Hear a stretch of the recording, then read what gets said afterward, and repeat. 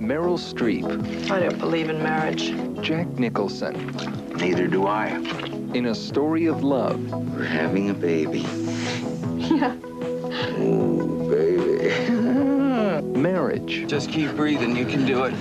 I don't want to do it, honey. Can't we get somebody else to do it? And romantic indigestion. Heartburn. It's marriage. Rated R. Starts tomorrow at a theater near you. Check newspapers for theaters and time. Hello? Hi, Jim. Dave! I just want to tell you, Steve, playing golf with you is a real experience. Hey, not everybody can make a shot like that. Seriously, Steve. It's great getting Whether together. you live out of town or just a few minutes away, What, 30 minutes away? remember, We should stay in touch. There's so much left to say. Call me next week, and I'll let you know. Know what? Your score. It'll take me that long to add it up. Don't drift away. He's still the king of late-night comedy. Johnny Carson, late nights on TV 11.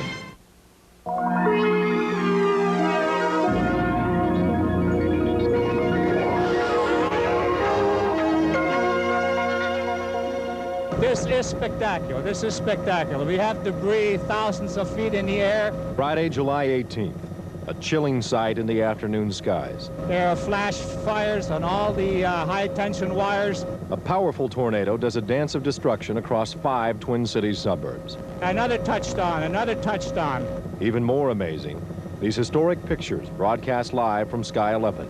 I'm going to have to leave this area here. The debris is drifting my way. Never before has anyone captured so clearly the force of this twisting menace. Good evening. Welcome to Unheard Sirens. We call our special that for one reason, because so many people ignored Friday's warning sirens in favor of a mesmerizing display in the skies. In addition to showing you what must be the most photographed, most watched tornado in the world, we will remind you of what should be done when the warnings sound. But we begin tonight with a second look at the riveting pictures from Sky 11.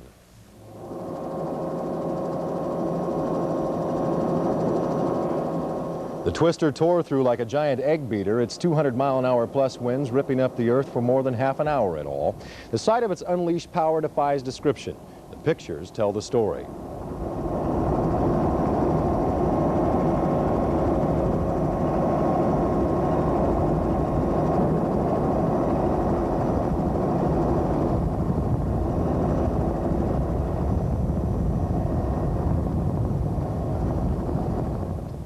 A little later in the program, a special segment for VCR owners, a chance to record the historic sight. Diana?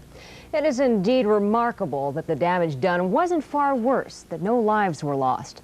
We have a team report tonight on just what did suffer from the twister and how people are rebuilding. The Springbrook Nature Center, once a place of quiet beauty, is now a place of disturbing beauty. Its mighty oaks felled by something even mightier. The damage is surveyed daily. Half of the 127 acres were damaged Friday. 5,000 to 10,000 trees badly battered or destroyed. What cleanup will take place won't be easy. But most of the destruction will stay as is. Nature took its course here, and this is, after all, a nature center. Nature's power is still being felt in another damaged area. Alan Cosentini has that story. The ANR trucking terminal in Fridley was just a day away from its grand opening when the tornado walked over its fence, tore off part of the roof, flipped a trailer, and ripped off 30 doors. Jerry Waldorf thought the twister had spared them when it suddenly hit the new building. And the only reason I watched it that long was because I had a safe place to go. Emergency crews have already repaired the doors and roof. The fence is being replaced. Only the gouges on the pavement from the trailer remain as evidence of the tornado's power. This was the worst structural damage from the tornado, but there was other damage, as Kirsten Lindquist reports. The building and rebuilding go on side by side at the Edinburgh housing development in northern Brooklyn Park. Houses that weren't completely finished now bear battle scars from Friday's nightmare, shattered windows and tattered roofs. Cindy Kuhar and her youngest child watch as workers try to put together what nature wrenched apart. We stood in the parking lot for about 40 minutes and watched it go over the development. Knowing that it was coming. Tearing us apart, yeah. Measured in dollars, the tornado chalked up $500,000 in damage in northern Brooklyn Park, but that's all. Measured in human terms, it took no toll. And for that, people here are grateful. Kirsten Lindquist, News 11. Many of the homes in Edinburgh were not yet occupied, an unintentional lucky break during the tornado's path through the area. Another amazing thing about the tornado is that so many people saw it. Thousands watched it on TV. But thousands more watched from their yards or stopped their cars to scan the skies in awe. And that makes it even more incredible no one was killed. Paul Douglas joins us now with more on that and how people should have been running for cover. Paul? Well, Paul, Diana, Minnesotans as a rule are extremely weather-wise, and much of what you're about to hear and see is probably common knowledge. First, we have a warning. This is a perfect example of what not to do when a tornado approaches. Really coming in across now. Let's get in. Come on. Come right straight forward. Wait a minute, Tiny. We're going to wait. Come on. We got to get downstairs. Not yet. Many people risked their lives last Friday, taking home movies of the weather monster hovering over their backyards. In Brooklyn Park, curious spectators crowded onto a shopping center parking lot to get a closer look. Just trying to get the handle on right now. There we go. Make things a little bit easier. This footage was shot through a living room window. Hey, James. Yeah. You get sound on this? You bet. It must be stated emphatically that all of these people were endangering themselves unnecessarily. They were literally tempting fate. The next time, if there is a next time, they may not be so lucky. The average Minnesota tornado, if there is such a thing, has a path length of 3 miles and 200-mile-an-hour plus winds, but affects a very tiny percentage of the viewing area. Most injuries are from flying glass. 200-mile-an-hour winds can turn any window into deadly shrapnel. When a tornado warning is issued, you should avoid not only windows, but cars, auditoriums, and gymnasiums. Mobile homes are particularly vulnerable. If you live in a mobile home, there should be a designated shelter you can go to when the sirens blow. The safest place? Your basement, under the stairs, under a heavy table if possible. If you don't have a basement, a small windowless room near the center of the house on the ground floor offers the greatest protection. That's also true of office buildings. Avoid windows at all cost. And remember, the smaller the room and the more walls between you and the tornado, the better. In schools, students should follow their teachers' instructions. Crouching down next to lockers in an interior hallway usually offers the best possible protection. Outside, move away from the tornado at right angles. If a shelter can't be reached in time, get out of your vehicle and crawl into a ditch beside the road. With planning, occasional drills, and a little common sense, you can avoid becoming a tornado statistic. Coming up live via satellite from Oklahoma City, an interview with Don Burgess. He's a scientist and a professional tornado chaser. And Paul and Diana, he'll tell us what scientists can learn from Friday's spectacular tornado sighting. All right, we'll get back to you in just a moment. Unheard Sirens will continue in just a moment. And we'll meet the man who first confirmed Friday's twister. Please stay with us. And their equipment directly in the path of the twisters. We showed you how they worked last year on News 11 when Paul Douglas and photographer Bob Derlin tagged along with professional storm chasers over some 4,000 miles of Oklahoma. And they scored a coup on the very last day of their trip as their equipment recorded valuable data from the midst of a tornado. One tornado expert on that team was Don Burgess, a Doppler radar specialist who spent years studying twisters. And Paul Douglas is over in the Weather Center, joined by Don Burgess via Skylink 11 from Oklahoma City. Diana, Paul, I want to point out right off the top, I'm not going to try to kid you. I am not a tornado expert, but with us this evening is somebody who is. Don has analyzed, dissected hundreds of tornadoes, trying to figure out what makes them tick. Don, thank you for joining us this evening live from Oklahoma City. We sure appreciate it. Glad to be talking to you, Paul. We've only given you 36 hours to analyze this video. I get a paycheck from Channel 11. I was obviously biased, but very impressed with the video. I want your candid, unbiased opinion of what you saw on the tape. Well, we're very excited about it. It's spectacular video. It's a perspective that we just haven't seen before, and we just have not been able to see that detail in tornadoes apart from trying to construct models of them until we got this video. Now, Don, what do scientists hope to learn from studying footage? I know you're able to track debris and estimate wind speeds. What do you hope to learn from Friday's tornado outbreak? Well, we'd like to learn about the detail of the tornado. We have such a close view that we can examine the fine scales that heretofore we just haven't been able to handle. But I must also tell you it's quite a challenge, because anyone who's seen that video or saw that tornado knows how complicated and complex some of the processes are that are taking place. Don, two brief questions here. I'm sorry to interrupt you, but I wanted to ask two important things. What gave it its whitish appearance, first off? And a lot of folks complain that they did not hear the telltale roar of the tornado as it approached. Why? Well, first, the reddish color, I think, just is from the soil there and some of the vegetation, some of the tree leaves and pine needles and so forth that were being ingested into the tornado. But now the sound is kind of a fickle thing in a tornado. Sound waves can be attenuated by strong winds. So whether or not you hear the roar of a tornado depends whether the winds around the tornado are blowing in such a manner to let the sound waves pass or to extinguish them. The tornado can come close to you and you don't hear the roar all the time. I see. Don Burgess, we hope you can use the videotape to learn more about tornadoes and hopefully make them easier to predict in the years to come. And we want to thank you for joining us live from Oklahoma City this evening. Thank you. We're very happy to have the video. Okay. Paul, Diana, back to you. All right, Paul. Thank you very much. Well, Friday's twister adds some credence to the theory that a tornado alley exists in the metro area. We called on meteorologist Andre Bernier, who forecasts for Northwest Airlines, in addition to working for News 11. To check that out, he begins a team report. Lake Minnetonka, a quiet and pleasant spot most of the time. But when severe weather crops up, it seems as though a giant magnet gets turned on and pulls most of the severe weather through here. Is there a reason for this geographical favoritism, or is it just a statistical glitch? History indicates that a majority of the tornadoes have favored a path from Carver County to Anoka County, north and west of the cities. Cases in point: the Fridley tornado of 1965, a family of storms that killed 16 people. The Edina to Roseville tornado of 1981, a multi-million-dollar storm that left 1 dead. And the St. Anthony tornado that tore up Apache Plaza and severely damaged dozens of homes. Rainfall amounts also seem to run higher in these very same paths during the summer months, and this makes sense.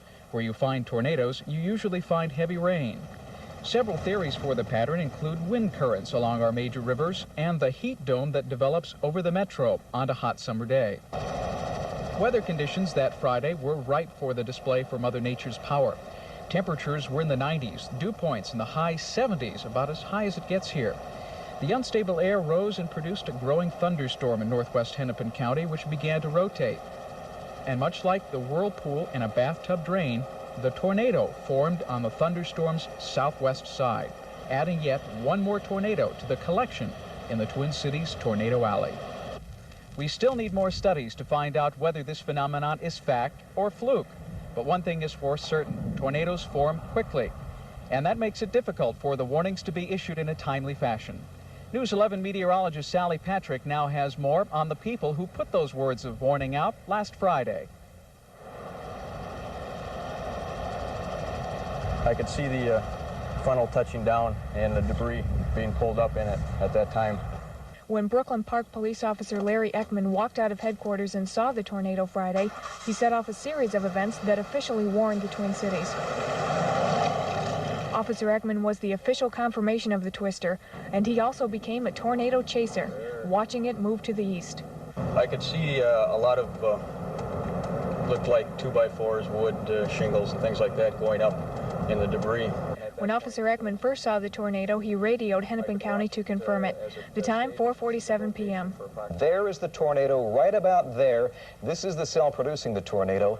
Currently, News 11 meteorologist Paul Douglas is on the air moments later, relaying the information about the sighting. Information we picked up on police scanners.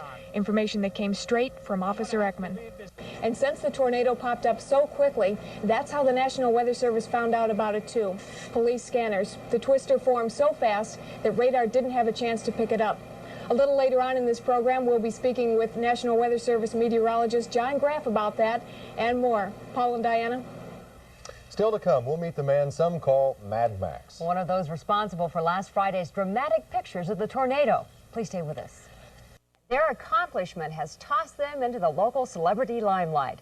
Max and Tom were guests on KSTP Talk Radio this week, just one of their many invitations to satisfy viewers' curiosity.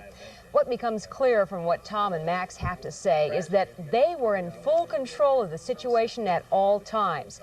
Their own safety came first. They knew Sky 11 could outrun the storm if things became treacherous. Still, there's no doubt there was an element of danger involved in the cat and mouse game Max played with Friday's tornado. Max describes his flight as a calculated risk, a risk he was prepared to take for what he calls the opportunity of a lifetime. In last night's Aquatennial Torchlight Parade, adulation for Max and his machine. Cheers for a fantastic flight. He's got to be dumber than we are. There's a certain element of risk involved in most anything, but I stayed with what I thought was a safe distance away, and but still close enough to get some great pictures. For Max, the office is a Bell Jet Ranger 3. More than half of his 49 years have been spent flying.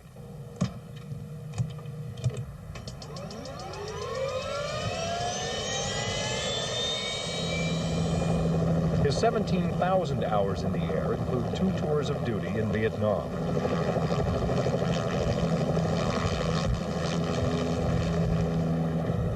He admits flying for a television station at times can be tame. Quite frankly, I got to the point where, I asked myself, this is really my line of work, because it does tend to get boring at times, but I think I have a different outlook on the job after last Friday, because it obviously can be exciting. And Friday's game of tornado helicopter hopscotch has launched Max from dark obscurity to a limelight he's finding fun. NBC Nightly News. What is remarkable about this is that we can see it so well. Photographed from a helicopter piloted by Max Mesmer. I enjoy it while it lasts, because it won't be that long.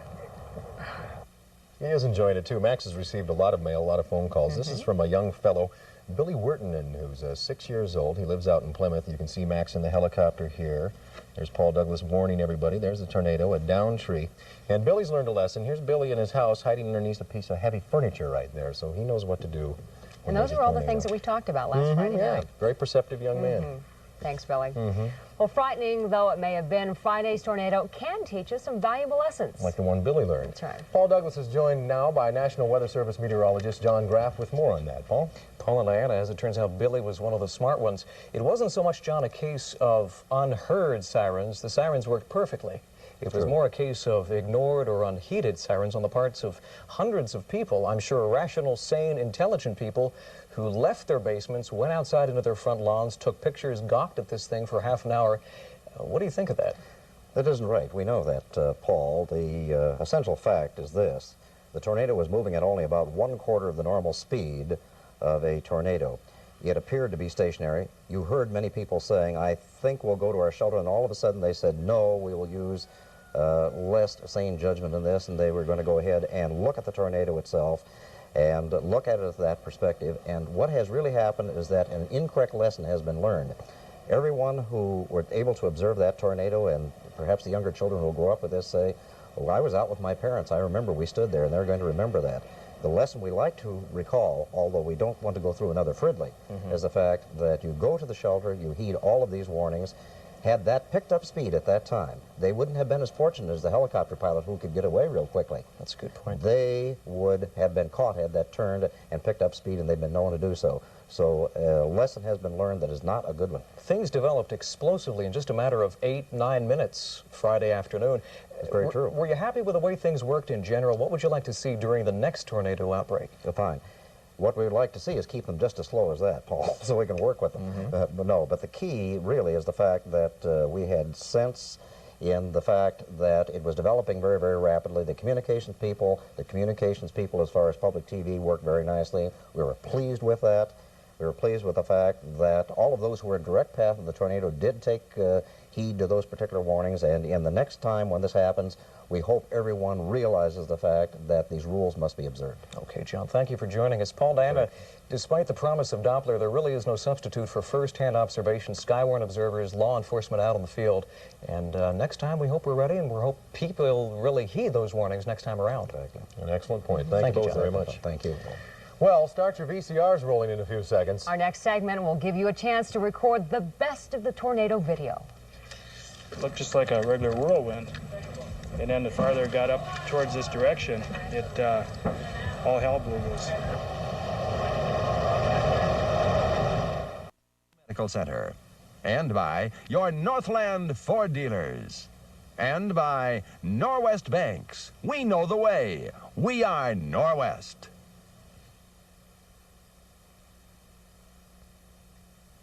There are many people who deserve a great deal of thanks for helping put together the coverage we were able to bring you last Friday.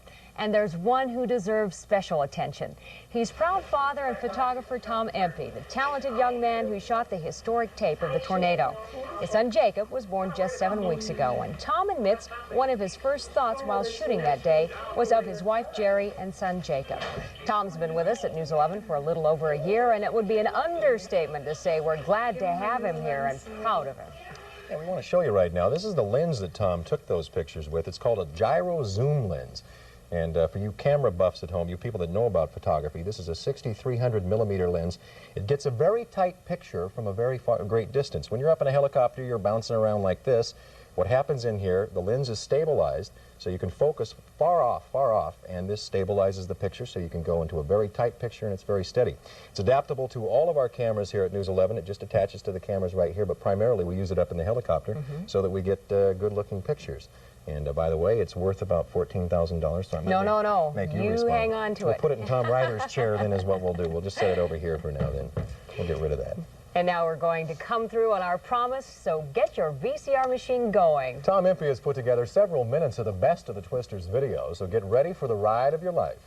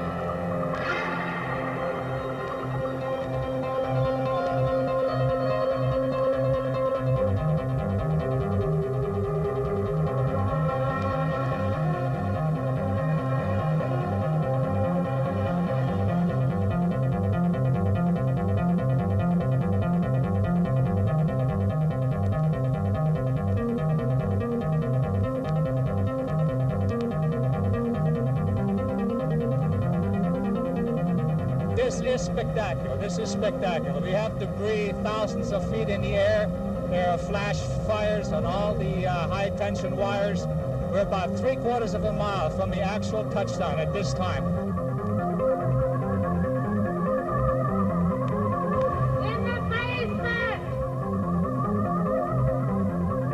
You can hear the roar. Sounds like a freight train.